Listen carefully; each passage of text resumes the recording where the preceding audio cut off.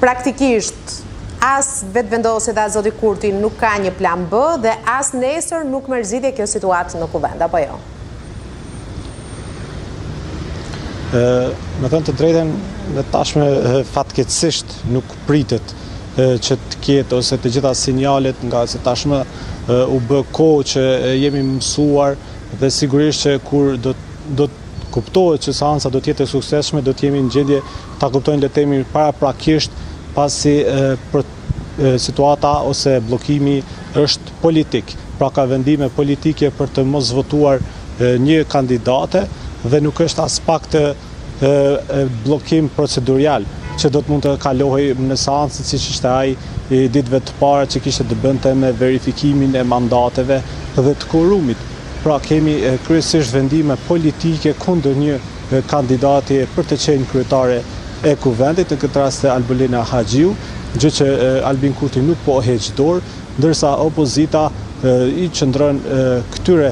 parimeve të saj që nuk e votojnë Haxhiun për arsye që konsiderojnë si një bashkëpunëtore të ngushtë të Kurtit dhe që një nga ministrat që ka dështuar gjatë mandatit të kaluar dhe ndoshta vetëm me ndryshimin e emrit mund të ketë një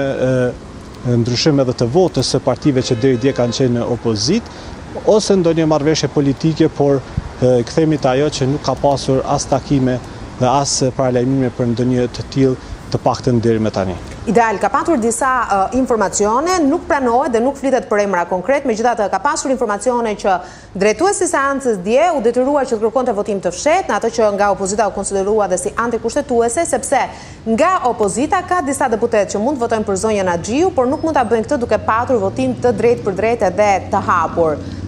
Dim të themi se nga cila parti për shembull mund të ketë luhatje nga ana e deputetëve si një përpjekje për ta çliruar këtë fazë të parë? Kemi pasur deklarime të disa të paktën dy që mund t'u theme me emra të cilët kanë qenë ndryshe nga linja e partisë, pra kanë qenë që duke qenë se kushtetuta thotë qartë që kryetari i kuvendit i takon ekskluzivisht grupit më të madh parlamentar, në këtë rast lëvizjes vetëvendosje, atëherë duhet të votohet çdo propozim i lëvizjes vetëvendosje dhe të ecet tutje me konstituimin e kuvendit dhe më pas që do të sillte rrjedhjen e afateve ligjore për qeverinë e Kosovës, pasi dihet që votimi i qeverisë ka afate qartë të përcaktuara dhe nuk do të ketë mundësi le të themi zvarritjeje.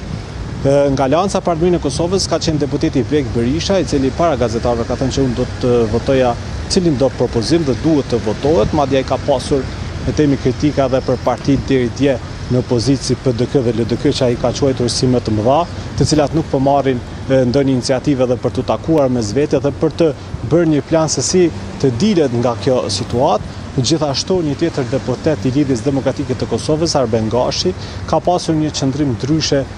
nga linja e partisë, por që të dy deputetet në të vërtetë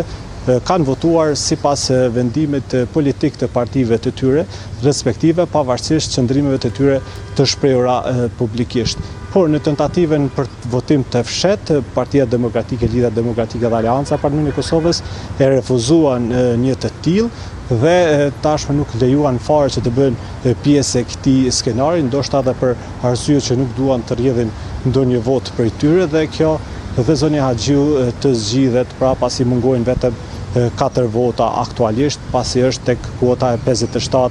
të tillëve të vetëvendosjes së bashku me ato partitë e vogla nga minoritetet jo serbe. E qartë, do të shohim se çfarë do të ndodhë nesër në seancën dhe tentativën e radhës. Të falenderoj shumë për raportimin, ishim live nga Prishtina me Ideal Gol.